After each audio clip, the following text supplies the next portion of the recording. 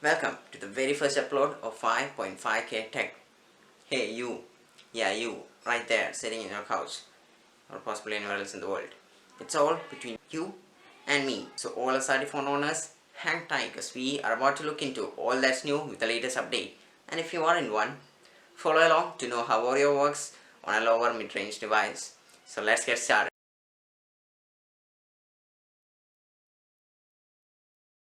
So before we dive into all that's new about the latest update, a small overview on Smartron and its last year's flagship, the SRT Phone.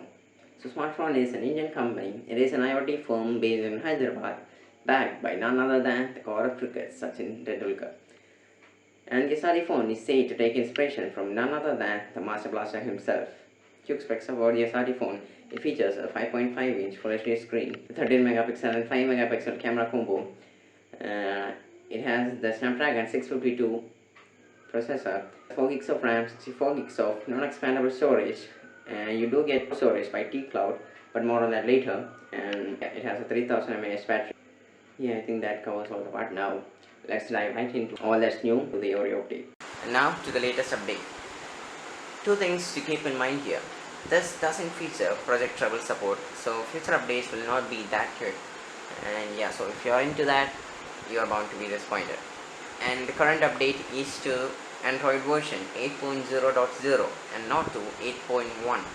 So not the latest out there, but still, it's Oreo. So firstly, there isn't much change in the home screen. This is the default look after the update. I did change the wallpaper, and other than that I haven't changed anything here. All the smartphone services like T-Store and Forum have different apps now. Earlier they were placed under a single app named Tronics. But like last time, these are still shortcuts to access these over your browser.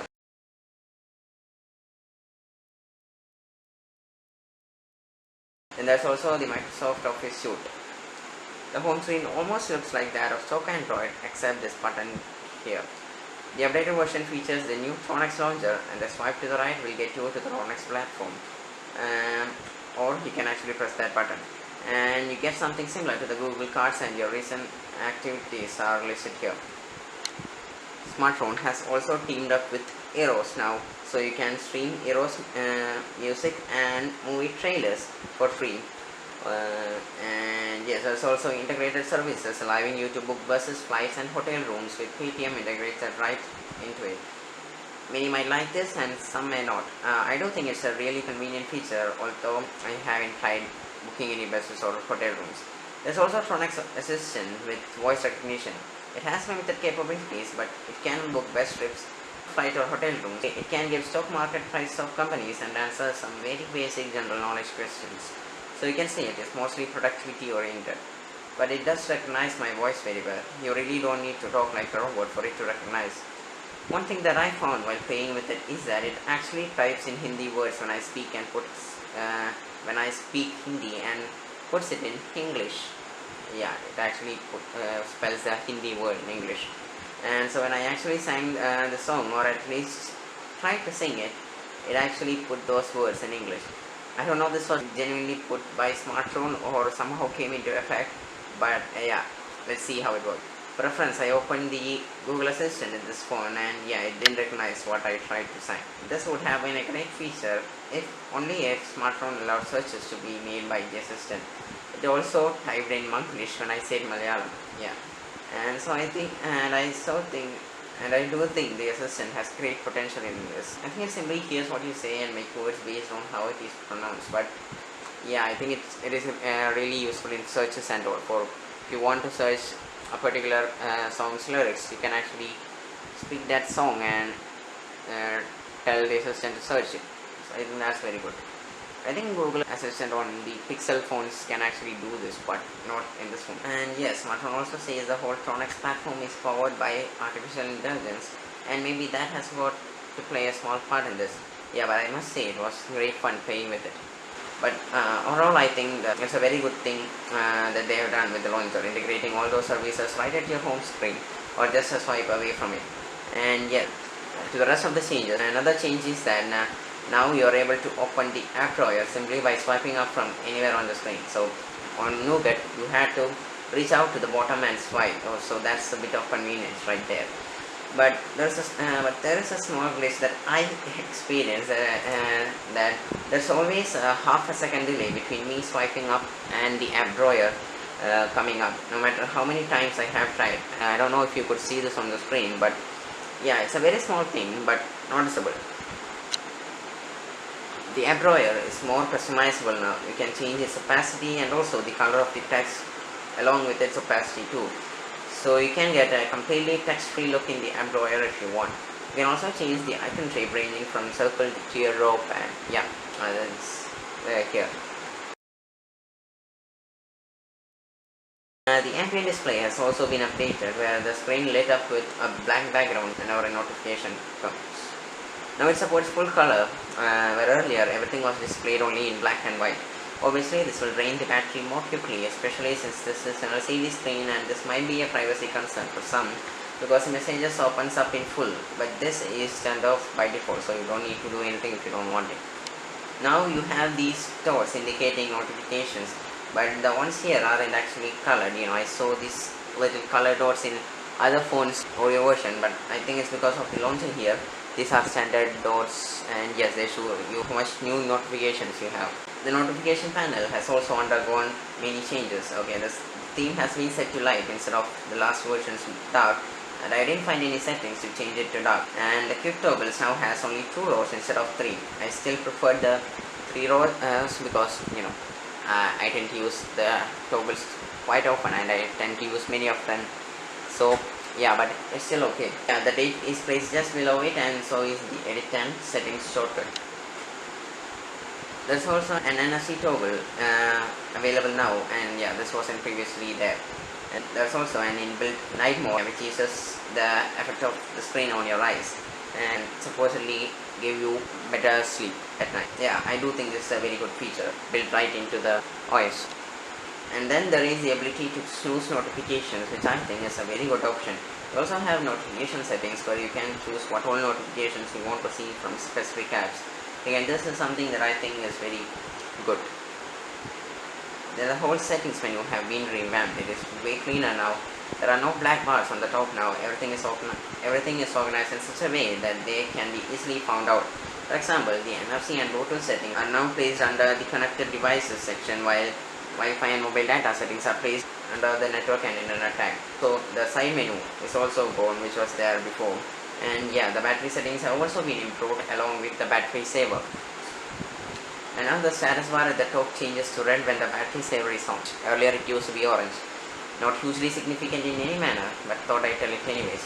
And now if you want to know about the phone, that's under the systems tag. And yeah, here you can see that the version is 8.0.0 and currently running on January security patch, and I have no idea when the phone will be updated to the latest security patch.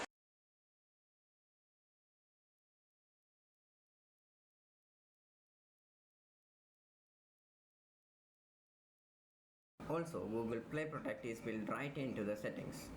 Yeah, coming to the next change, the emoticons in the Google keyboard have also gotten a big.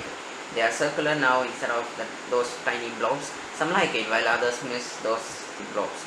I like the updated ones, and yes, there's also a music player that comes with the update.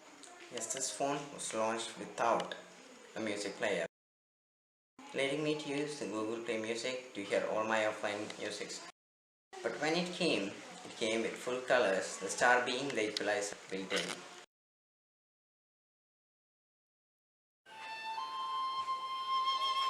There are different presets, and it does make a difference to the sound.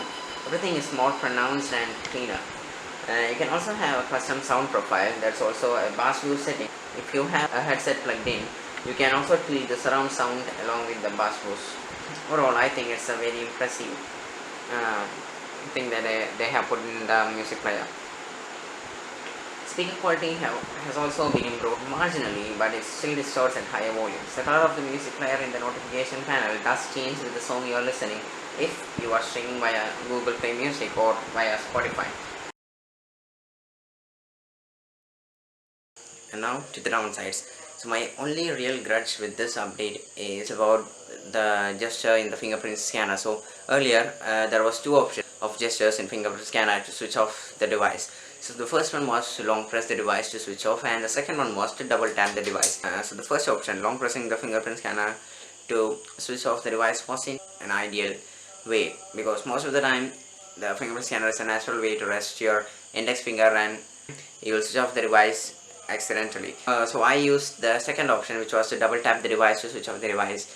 And since the power button in the SRT phone is not in a very ideal position, I use a fingerprint scanner mode to switch off the device. So after the update, I just felt that the success rate of the device registering the double taps were a bit low. Earlier, I just double tapped the device and yes, put it in my pocket. But now, after several failed attempts, I always had to check whether the phone was actually switched off before tucking away it in my pocket.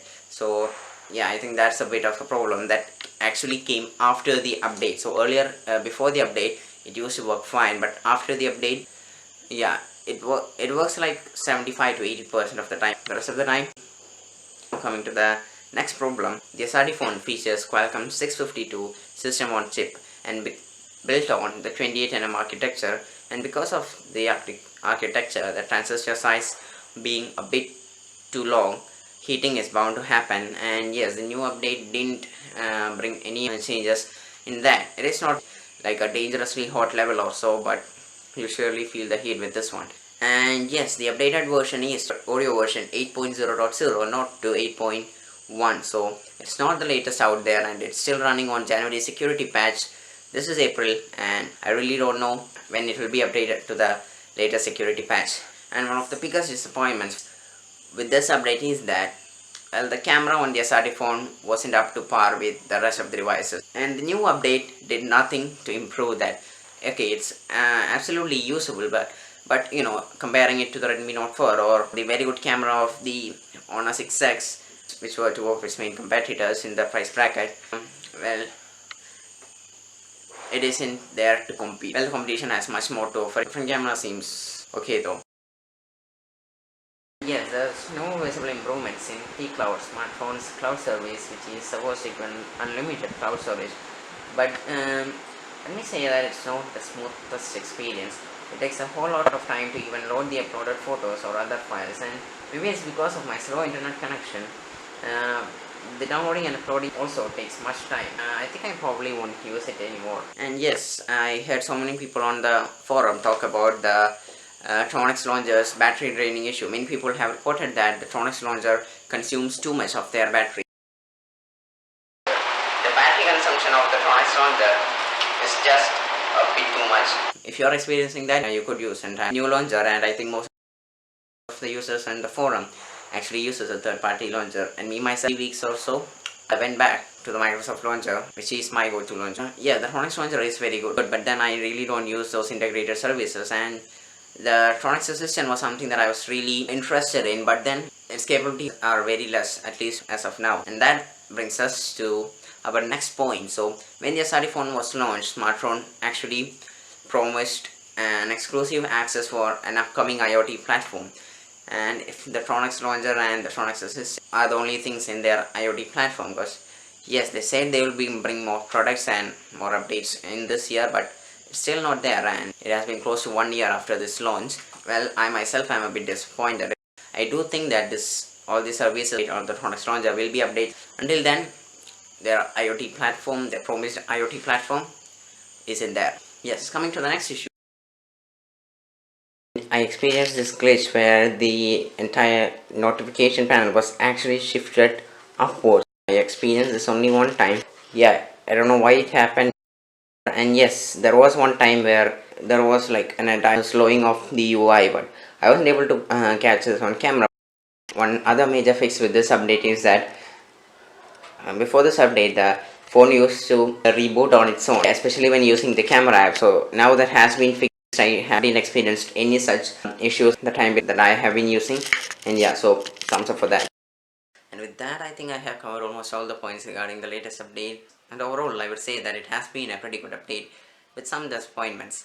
But I would urge everyone to update to the latest update, because it does make a difference in the basic user experience. Me myself have been very satisfied with the new update, and yeah, the update is in no way a game-changing experience, And as with Oreo, most of the changes have been under the hood, which are not discussed here. And if I did discuss that, this video would have been a whole lot longer. It has been mainly incremental changes in the user interface that had made an already good experience to a better one. And with that, we have come to the end of the video. And if you like what you saw, hit the like button and do consider subscribing.